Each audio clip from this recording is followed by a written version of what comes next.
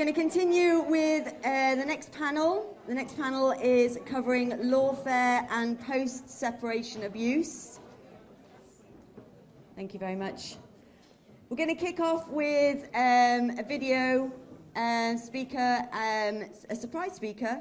So we don't have a bio, but her name is Nicole Jacobs. She's the Domestic Abuse Commissioner. I'm sure we all have heard of her or know her. And she's going to be up on the screen in just a second. Thank you. Hi, my name is Nicole Jacobs. I'm the Domestic Abuse Commissioner for England and Wales, and I just wanted to say a huge congratulations to your conference organizers today, Natalie and the team. It's an amazing day you're about to have or are having. The most really wide-ranging expertise in this area, and I just was blown away when I saw the list of speakers today. And so I hope you have a very, very good day. And Suba from my office is there with you. I hope she's raising her hand and smiling, waving at you. She's amazing, lead on our practice and partnerships team. And she is there precisely to like you are, to hear from these amazing experts, also to be feeding back to me and to my team and meeting you today. There'll be, I hope, ample opportunity to talk to her and each other about anything you want to feed back and make sure that we know here at the Commissioner's Office. Very quickly, I know I don't want to take up too much of your time, but for those of you who've not met me, I was appointed as a designate in late 2019 as the Domestic Abuse Act was in process. And when it received royal assent, I was able to drop that designate title, and I'm in now my second term as Domestic Abuse Commissioner. I'm a public appointee. I'm not a policy, I'm not a government minister, but I've been given a very specific responsibility to advise but also challenge government. And I hope you'll see me doing that, in particular in this area, where I've been given two powers in the Domestic Abuse Act. One is the ability to seek information from public bodies and a legal duty to cooperate for those public bodies, and also an ability to make recommendations that have to be responded to within 56 days. That can't be for individual people, those powers. That has to be for kind of bringing information together, driving momentum for change, things of that nature.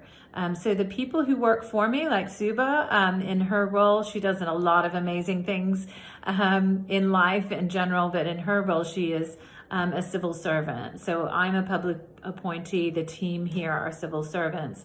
We spend a lot of our time working across government at national and local level in all areas, really trying to drive change for domestic abuse. You'll see that in some of the reports we've already published and tabled. And most of our work is about really finding those opportunities for change, trying to provide more diverse voices in the kind of the decision-making landscape within government. That's not just me or Suba or just the DA team at the office. It's much more about making sure that we're really bringing as close to government and decision-making and other key stakeholders, you know, the experts in this area. So I just want to pay tribute to all of your speakers today, but also those of you in the room who've been working in family court reform long before I was as DA Commissioner. Most of my own background is in frontline services for domestic abuse, the kind of what we might call DA community-based services. I've done that in the US and mainly here, though, for 20 some years, and I definitely bring that perspective to this role as commissioner. I constantly think about, first and foremost, the diverse range of survivors of domestic abuse I've known over many years, how things play out on the ground. There's a big difference between some of the intentions and thoughts and understanding in higher levels of decision making and what really plays out on the ground, who does what, how things impact the good and the bad, and the need for improvement for all of it. So in family court related or private family law, We published a report in July. I hope you all have seen it. It's about very much focused on achieving cultural change, and we made 10 recommendations within this report. A lot are focused on that raising of how you really bring the child voice, the understanding of domestic abuse to the fore. Some of that, I believe, is being achieved or moved greater, at least closer to it in our Pathfinder pilots. I say I'm not run by my office, it's the government run partnerships and funded partnerships that are in Wrexham in North Wales and Bournemouth in Dorset, but I've spent time in both of those sites talking to all stakeholders involved, and I'm really persuaded that this is a much better way forward. We're pleased that the government response to our report that came out on Thursday echoes that, and I fully expect we'll be hearing some announcements soon about very specific places where we may see the rollout of Pathfinder. And I want that to happen with in a thoughtful way, to make sure that we're learning as much as we can from the current pilots, as much as we can from work elsewhere in other countries, really having kind of the next iteration of Pathfinder meaningfully better. I wanted in the report, in our recommendations, this orientation to how we understand the voice of the child. And in my view, that's very much about the sequencing of how information is brought together. We can't make sense of counter allegations until we understand clearly how we're accessing the voice of the child in a meaningful way, how we're understanding the context of domestic abuse in a meaningful way. Again, in the Pathfinder course, they've brought in domestic abuse services from their local area who are doing assessments early that are feeding into that early and more broad child impact assessment. And also, very importantly, they're providing services to survivors who will need that kind of support in and out of court proceedings and the whole rest of their life, but certainly helps them feel more confident when they're interacting in proceedings and with stakeholders in the court and other players in the court, to put it broadly. So there's a lot there. And I'm glad that the government understands our approach to this, which is about looking at the context of the family and domestic abuse context as early and as thoroughly as possible, and then viewing any reluctance, resistance, refusal, potentially of children or a child in that context. That to me seems very obvious to do. That's not what's been happening in courts across the country, and that is why we're having chronic problems. And I hear of chronic problems and counter allegations all of the time, and so-called parental alienation, which hopefully I've tried to address my thoughts about in the policy report that I laid to Parliament. Some of the other recommendations in the report, I'm disappointed that government hasn't taken them as one and all together. Early legal advice, the issues that need to be addressed in terms of qualified legal representatives, so we don't have perpetrators cross-examining victims in family court. That doesn't seem to be implemented very well, and I was hoping for some clarification about that in the report, which I don't think we quite got to. I wanted to see best practice leads in all courts. The government has said they'll institute and build on CAFCAS DA champions, which I think is a step forward and something we'll work with them on the detail of. But we need structure within each and every family court, which makes it clear that there is a working towards urgently the best of practice from the moment people, if we think about special measures, arrival in court, all of those things, but also the kind of structured way that I can see in the Pathfinder pilots. There's some accountability when things are not going well, when people say inappropriate things, for example.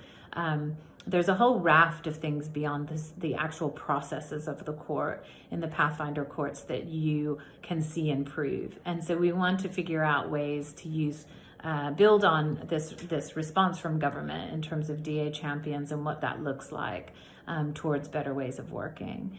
I don't think we've made as much progress in the defining of psychologists, for example, that we suggested in our recommendations. And certainly I was disappointed that the domestic abuse service or the support service, the funding for more of those types of services to be oriented to family court work didn't get addressed as well in our report. We have a victim and prisoners bill in front of us, and there are parts of that bill which could create a more sustainable, strategic way of funding domestic abuse services. That is a huge concern of mine, and we've published a mapping report about that, about the gaps we have for all sorts of things. And I will be really focused on, in the arguments for those amendments, the need for family court-oriented support. You see that in little tiny, areas of the country. It's happening a little bit, and I'm coming across it more and more. And certainly in the Pathfinder sites, all parties involved have said how tremendously helpful it is to have domestic abuse services involved and closer to the court processes. I've sat down with victims and survivors who've had proceedings in those Pathfinder courts, and that it will be the first thing they talk about is the impact of that kind of support. So we need a lot more of it. So we're not there yet. We're getting pointed in the right direction, and that's not just thanks to me and my report. I know that's a lot of thanks to you and what you're doing and the people who are speaking today. It's no one person who makes that cultural change. It is a huge effort on so many people's part. And I'm really glad you're going to hear today highlight some of the work that's going on to really help do that. You have Professor Rosemary Hunter there with you today. She's giving us really great leadership on our family court reporting and review mechanism. That's where, very separate to our policy work, we're going to go into 3 courts. This was a harm panel recommendation action. And Rosemary Hunter is helping us in terms of the academic leadership to really get that right. What is the information we're really going for? How are we going to get it? How do we bring that transparency about what we can see, how domestic abuse is being understood and dealt with within family court? So there's so much going on. There's much to do.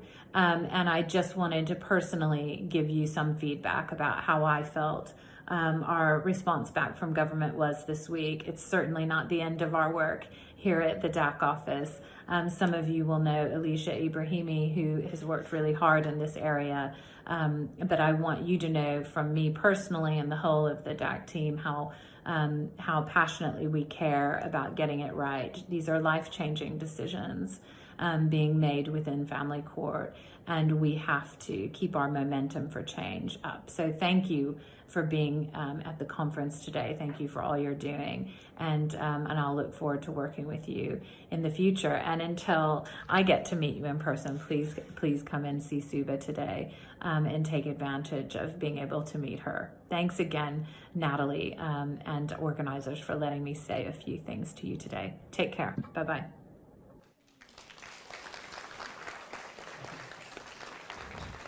Thank you, Nicole. Thank you. And going on from what Nicole's just said, the DA champions, it is being pushed out, slowly but surely. My area, Lincolnshire, I'm the first DA champion in my area as an IDVA who has family court legal training as well. That's what I do with my local women's aid. So it is slowly but surely getting out there. Our second speaker is here on the panel with us. One of the chairs and the director of Survivor Family Network, also the founder of #TheCourtSaid, which is very close to my heart, and also a very good friend. The largest support and campaigning organisation for survivors involved in the family court proceedings internationally. She has appeared in many media campaigns, including the Channel 4 Dispatch's documentary by Louise Tickle called Torn Apart, The Family Courts Uncovered. Her accomplishments include receiving the Emma Humphreys Memorial Award for outstanding contributions towards ending male violence. Please welcome Natalie Page.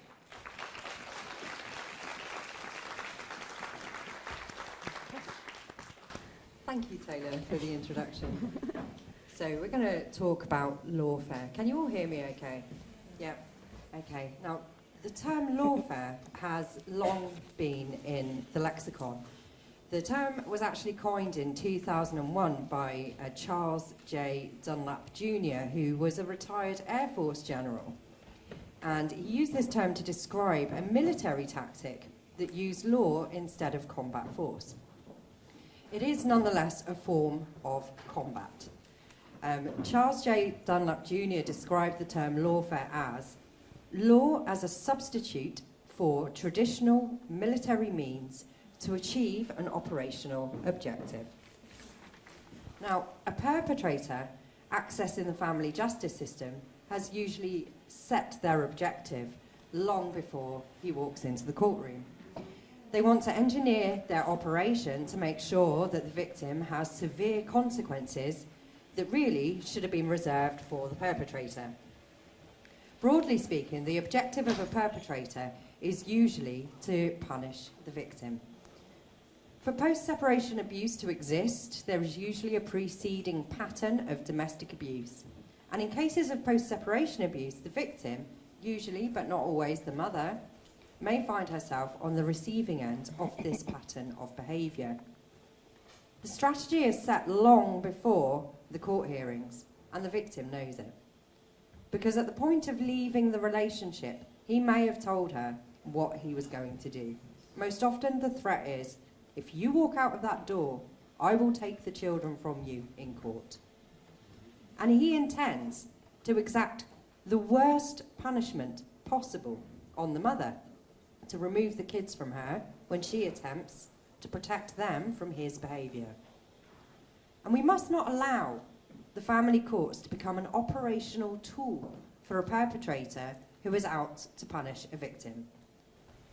The victim may disclose abuse to the court, and the perpetrator usually rebuts the allegations with a counter-allegation of parental alienation. She has made it up. She is out to punish him, he says, by seeking to limit his access to the children. And he will use Darvo to flip whatever is said about things that he probably did and said. And Darvo is deny, attack, and reverse the victim and offender. Outside of the courtroom, it doesn't stop there. Timings and the content of paperwork are planned to exact maximum panic on the victim. So at 5 p.m. on a Friday, or right before a hearing, the victim gets a statement filled with vitriol and personal attacks. And you try getting legal advice over a weekend or with only hours to spare before a hearing. Victims will find themselves stalked, monitored, dealing with intimidating situations at child contact handovers, and fielding threat after threat of litigation and consequences. If the victim has legal aid, he knows that this is finite. He will keep her representation, who are already working on a shoestring, busy with correspondence to drain her resources.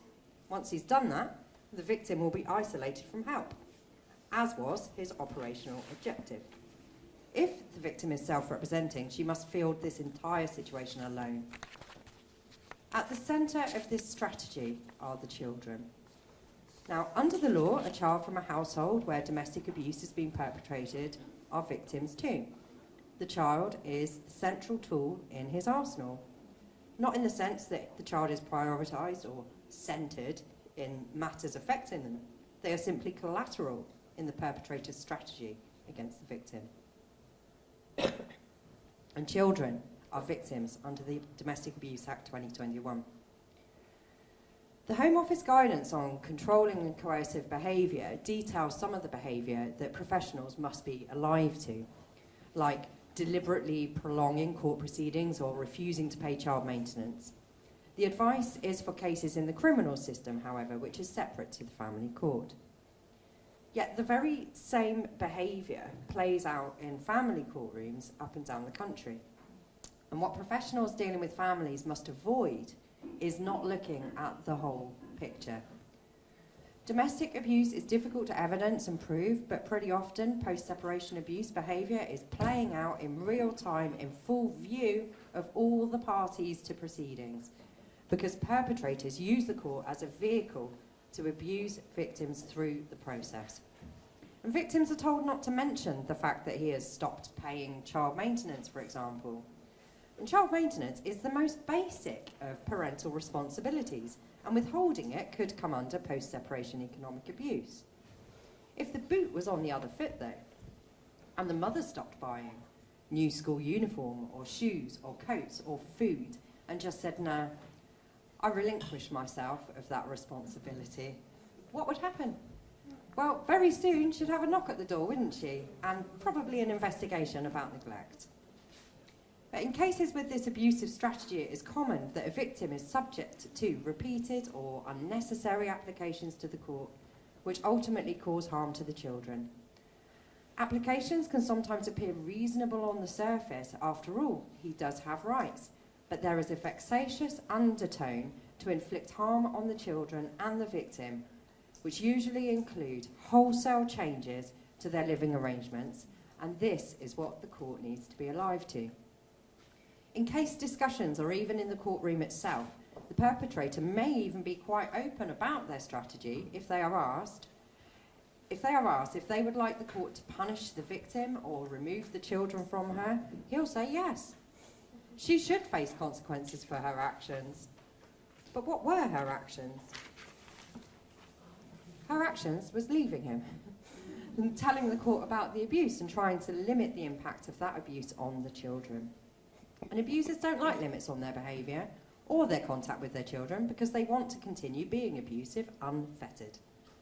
They also really like it when they think they're getting somewhere in their lawfare strategy, so they will often readily agree that the children's primary carer should face the full force of the law. And parental alienation is a weapon of choice for those deploying a lawfare strategy. The pseudoscientific concept has been used successfully by perpetrators in the courtroom for a really long time, and the United Nations has called for its prohibition in children's cases. Why? Well, it's the most devastating and commonly used concept by perpetrators seeking to flip the tables against the victim in order to punish her. It is unreliable, it is unscientific, and it's unsafe for use in children's cases. It is the most devastating and commonly used concept by perpetrators. And once alienation is alleged, the children and the victim's voices are drowned out and all but invisible. And at worst, the children's voices will be reframed as them simply being the mouthpiece of the mother. And whatever is said or done by them after this point is viewed with suspicion and characterised as alienating behaviour. And whatever brought them to the court in the first place is forgotten, because alienation allegations will take centre stage. But what about the perpetrator? Well, by alleging parental alienation, he's really getting somewhere. He is close to achieving his objective.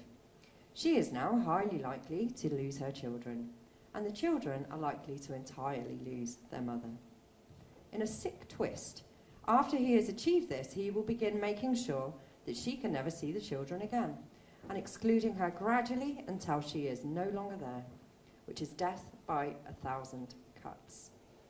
Finally, he can make good on that threat that he issued as she intended to leave. If you walk out that door, I will take the kids from you in court. An abuse after separation is now a crime. How can the family court system prevent this playing out in the courtroom? I don't think that it's controversial to say that the family court shouldn't help him exact this punishment on a child and the children's mother.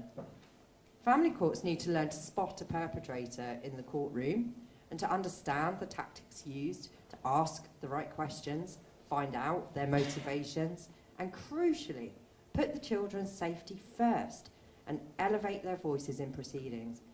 Practitioners need to transmit rather than translate children's wishes using junk science concepts to support their translation. And abusive parents are not safe parents, even if they have rights. And above all else,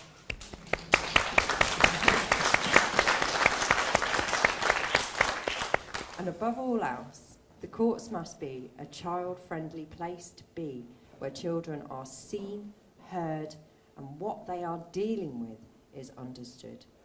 Thank you.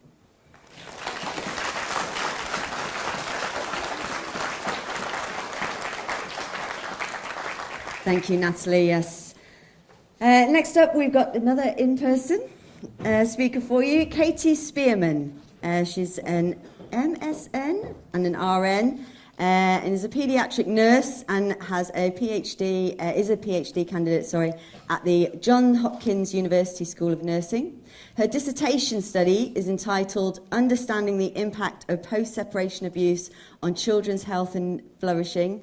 Katie's research focuses on intimate partner violence, otherwise known as IPV, and child maltreatment, firearm injury prevention. IPV-related homicides and women and children, and risk assessment tools and interventions that promote safety and recovery for survivors. She's currently working as a graduate research associate and has completed her BS and MSN and has earned a graduate certificate in maternal child health. Please welcome Katie Spearman.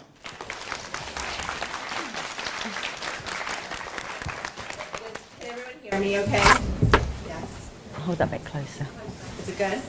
Like As close as you can. Okay. Yeah. Well, it is a delight to be here. I'm so excited to be in London, all the way from Baltimore, Maryland, in the U.S. I flew in yesterday.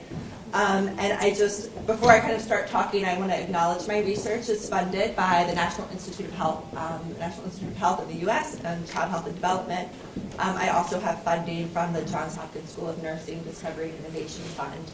And then most importantly, I really want to thank the participants in my study. I'm going to share some of their stories with you today. I'm really grateful that they've trusted me and allowed me to bear witness to their experiences so that I can share them with you. Close there? Yes. Okay. Is that very good? Okay. Like you're kissing it. Give it a kiss.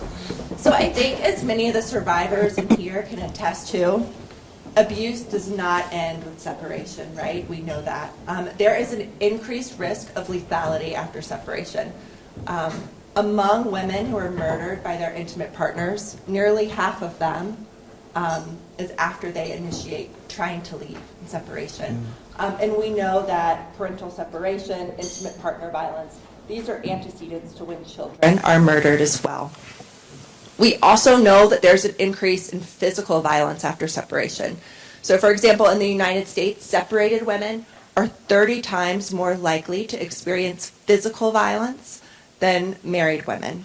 And divorced women are 6 times more likely to experience physical violence from a former partner than married women. And in England and Wales, I looked up the statistics. It's also highest for separated women in England and Wales as well. And both in England and Wales and in the United States, when we look at households experiencing physical violence, it's most often a single female caregiver and her children. Those are the households that experience the most physical violence. So when we're talking about post-separation abuse, it's more than just physical violence. It's more than sexual violence. It also includes economic abuse. It includes legal abuse. It includes weaponizing the children. And it includes a pattern of isolating and discrediting the survivor from her support systems and the support systems within the community. It also includes psychological abuse. And when we're talking about legal abuse, this is a really distinct form of violence because it relies on the power of the state to hurt someone's autonomy and their human rights. And so we know that perpetrators will engage in intentional acts that expose a former partner, a victim of domestic violence, a survivor, to state surveillance and state violence. This can be child welfare systems. It can include loss of custody through the family court. It can include being arrested. And it can also include being deported, and particularly being deported away from their children. And post-separation abuse is really about exploiting a former partner, and partner isn't really the right word, but ex-husband, ex-boyfriend, boyfriend, all of those are included.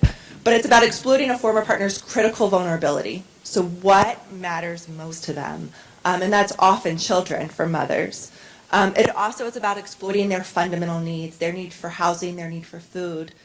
And it's highly individualized. So partners, ex-partners, they know what matters most, and they can individualize their tactics to cause the most harm, and that can make it really difficult for outsiders to detect. And the reason why it's important for us to understand all these different tactics is because we need better interventions in our legal systems, better interventions in our health systems that can promote the health and the safety and the well-being of survivors. Charlotte Proudman earlier mentioned intersectionality, and closely intertwined with that is the concept of relative power. And that's both relative power between partners and each of the individuals' power relative to the state. So you need to think about it in the context of what are wage disparities between the partner? What are the differences in job status? What is the difference in citizenship status and documentation? And then there's all of these structural barriers around gendered notions of caregiving, right? What are mothers expected to do versus what are fathers expected to do? And who's bearing kind of the invisible domestic labor of taking care of a household? I wanted to share a story of one of the participants in my study in the United States.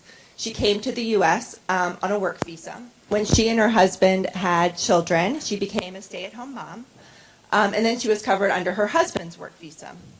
He applied for a green card, which was granted, but he left her off of the application. So when his green card was granted, she became out of status. So now she is in the United States. She's out of status. Her children are American citizens. And what does she do? She leaves the United States. She will never see her kids again. She cannot work.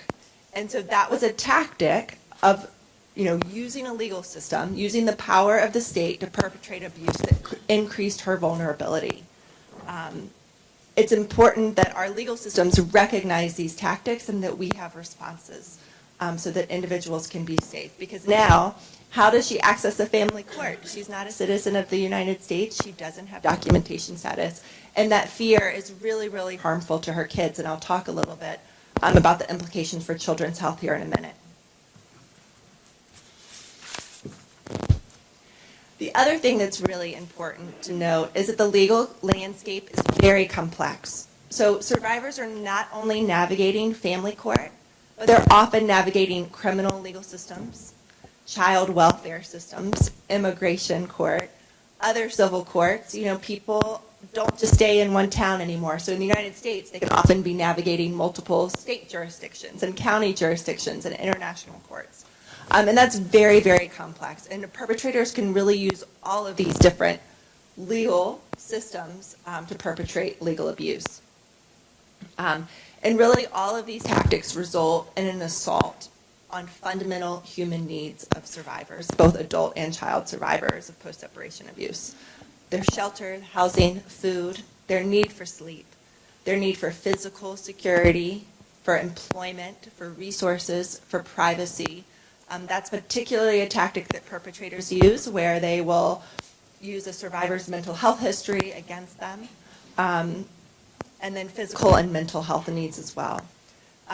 Humans have a profound need for love and belonging and feeling a sense of community, and survivors often have to leave their community. Relational health is so fundamental to health and well-being, and all of these post-separation abuse tactics really are harmful to health. And we also know that these tactics impact esteem needs, so the need for autonomy, self-esteem, and things like that. And when we're thinking about the impacts of these for children, the primary mechanism through which it harms health is fear. We know that fear is incredibly caustic to the child's developing brain and body. So it results in harmful health outcomes around physical health, mental health, behavioral health, psychological health, social health, and academic needs as well. And I'm going to read you some examples from some of the participants in my study, you know, some of the health consequences they're identifying for their children. In the academic domain, learning disabilities are prevalent.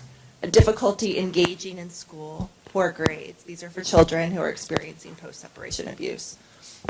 In physical health outcomes, somatic complaints are very common. Stomach aches, headaches, frequent visits to a school nurse, sleep disturbances. Again, fear is very related to that, making it very difficult to sleep. Enuresis and encopresis, having frequent accidents. Oh, sorry, can you all hear me? No. It's intermittent, okay, I'm so sorry, please just wave, okay. Medical neglect is also very common, so perpetrators withholding medication a child may need, preventing a child from getting needed care. In terms of psychological and behavioral health outcomes, you see increased rates of depression, anxiety, PTSD, disassociation, regressive behaviors. In the social domain, you'll see conduct disorders, loneliness, isolation, and some children exhibit violence towards others and pets. And I wanted to read a quote from one of my participants about the struggle she had in getting help for her children. And so, you know, she talks about how she was treated in the family court. I'm going to read this quote to you. They were more concerned about me and how I was cleaning up the mess than they were about their dad and like if he was stopping the abuse or not. The way they were questioning me, it made it seem like it's your responsibility to parent better. Everything was on me to get it to my kids, the services, no responsibility to their dad. And it's like their dad is the one causing the problems. Why is it on me to fix the problems? Why don't you just stop the problems from happening? And I think that really speaks to a lot of the struggles that survivors have, not only in parenting in the context of post-separation abuse, but also how systems are not responding to their needs of mothering and caregiving. So what's the way forward?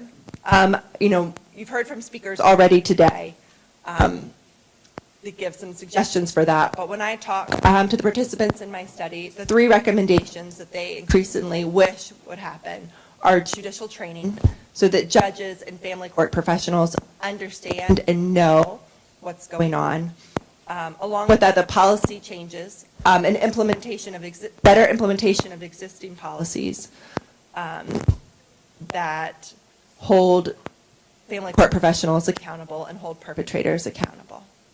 Thank you.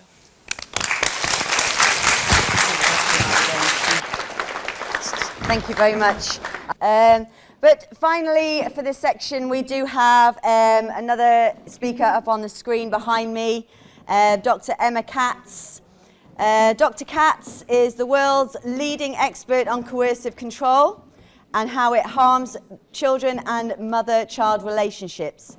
She is an associate professor in sociology at Durham University and provides training to professionals who work with survivors of domestic abuse. Emma's research with mothers and children who have experienced coercive control has transformed understandings of domestic abuse and influenced legislation in the UK and internationally. And I'm going to just quickly plug her book as well, which is Coercive Control in Children and Mothers' Lives. Up on the screen, finally, we have Dr. Emma Katz. Thank you. Welcome. I'm Dr. Emma Katz, author of the book Coercive Control in Children's and Mothers' Lives, published by Oxford University Press in 2022. I'm also the author of the popular blog Decoding Coercive Control with Dr. Emma Katz. I'm an academic and a researcher in domestic abuse and coercive control. And in this presentation, I will focus on how perpetrators frequently use and exploit their children in order to further their abusive agendas. As we can see here, in this recent research study by Clements and colleagues, 88% of domestic violence survivor mothers reported that perpetrators had used their children to control, harm, or monitor them within the last 6 months. 76% of the study's participants said their abuser had used their children to stay in their lives. Around 70% said their abuser had used their children to intimidate them, keep track of them, harass them, or frighten them. 62% reported that their abuser had tried to turn the children against them, and we'll come back to that later in the presentation. And 45% reported that their abuser used the children to convince them to end the separation and resume the relationship. For domestic abuse and violence perpetrating fathers, children can be central to their campaigns of post-separation abuse. Spearman and colleagues' 2022 analysis identified 5 main types of post-separation abuse. And while children are only named directly in one of those 5 types, children can be used in all 5 types. For example, legal abuse often involves perpetrators using family court to maintain control over survivors via their children. Economic abuse can involve perpetrators refusing to pay child maintenance or delaying the sale of shared property in ways that keep children living in poverty. Isolation and discrediting can involve perpetrators spreading misinformation to a survivor's community that they are an unfit parent. Perpetrators can use children as tools of stalking and harassment, for example, by planting spyware on children's tablet devices or manipulating children into reporting on the survivor's activities or location, so the survivor continues to have no privacy from the abuser. Next, I'd like to share with you a key example of this from a mother who I interviewed for the research published in my book, Coercive Control in Children's and Mothers' Lives. The mother was called Marie in the study, though this was not her real name. And this is what Marie said. When they spend family court-ordered time with him post-separation, he's still really putting them through it. He told them that if we moved here to our new house, they would get shot and stabbed because that's what happens in our area, he said. Things like that. So he's still really hurting them emotionally. When they come back from seeing him, they're awful. Their behavior is really bad, and normally I'm getting verbally attacked by my son who's having a go at me. There are a few important issues to note here. Marie's abuser is emotionally abusing his children by presenting them with the narrative that their mother is endangering them by moving them to a supposedly unsafe area. This makes them feel unsafe in their own neighbourhood, but also unsafe in the sense of feeling like they can't trust that their mother will act in their own best interests. His narrative makes no mention of the fact that the mother has had to relocate the family because of his abuse, or that he could choose to make a financial contribution so that the children and the mother would be able to afford to live in a more affluent location, but he's choosing not to do this. The tactic of isolation and discrediting is present here, as the father is isolating and discrediting the mother to the children, encouraging the children to see their mother's actions in a negative light. In consequence, the children's behaviour is really bad when they return to their mother, and one son in particular is verbally attacking his mother. Elsewhere in her interview, the mother explained that this son was in his teens and was taller than her, and she found his verbal aggression towards her frightening. Before Marie had eventually separated from her abuser, broken free from him, the abuser had been indifferent and hostile towards most of their children. He had smacked them hard enough to leave handprints on them. Marie was distressed by this, but her abuser made it clear that nothing that she said or did would stop him. He was also psychologically abusive in many different ways. For example, whenever he heard the children laughing or having any fun, he would tell them to stop it, creating a dark cloud of misery over the family life. However, there was one child, his eldest daughter, who we will call Louise, who he had singled out for different treatment. He gave this child more seemingly positive attention than the other children. And as we will now see, this had particular consequences for how the post-separation abuse was playing out. He uses Louise, my eldest daughter, age 12, to still control me because he's sort of controlling her now. She's stolen keys, videoed my house so he could show children services. She takes photographs. It sounds horrible, but basically I can't trust her because of what he's getting her to do. He's still doing it to upset and get to me and control me through the kids and to still find out what I'm doing. At the moment, she lives with him. My other children live with me most of the time. And I see her about once a week, and it's not easy. God knows what he's been telling her. I just know that our relationship has got a massive crack through it. I am scared to tell her anything or even speak to her because he's made it so that the information is going straight back to him. So here we can see that the abusive father had sabotaged the daughter's relationship with her mother to such an extent that it had a massive crack through it. He'd succeeded in isolating this daughter from her mother and also from her other siblings. He was using the daughter as a tool of stalking, getting her to video and photo the mother's house so that he could try to get the mother into trouble with children's services. The mother was well aware that the daughter would report anything that she said straight to the father, so she was scared to speak to her own child.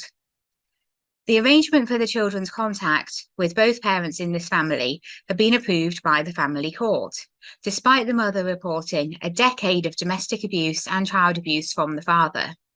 The mother was being supported by domestic abuse agencies. Perhaps most concerningly of all, the mother said in her interview with me that the father was planning to take her back to family court so he could have all of the children living with him full time. The mother was extremely worried about what was going to happen in the coming months. This mother, Marie, was having her relationship with all her children undermined by her abusive ex-partner, and this undermining was especially severe in the case of her oldest daughter.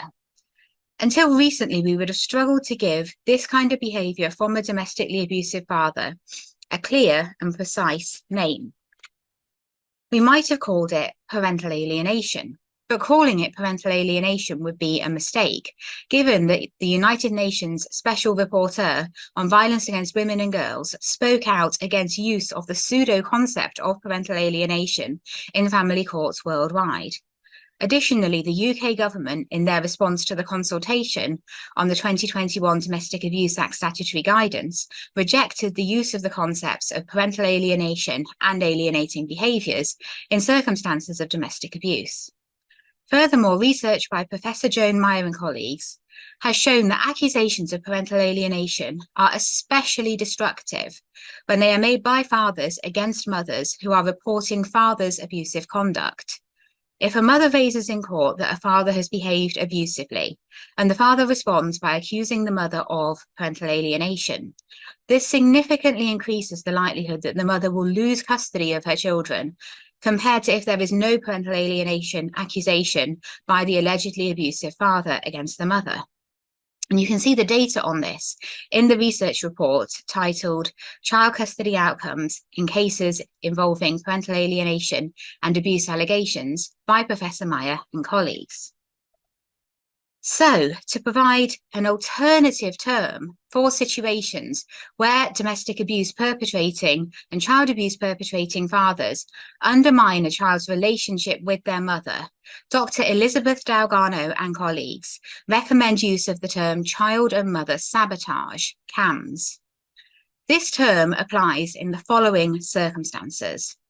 The abusive father manipulates others, including but not limited to children, other family members, friends, neighbours, extended social networks and professionals, into believing the mother is disordered, vindictive, mad, bad, evil, untrustworthy, unsafe, dangerous, etc.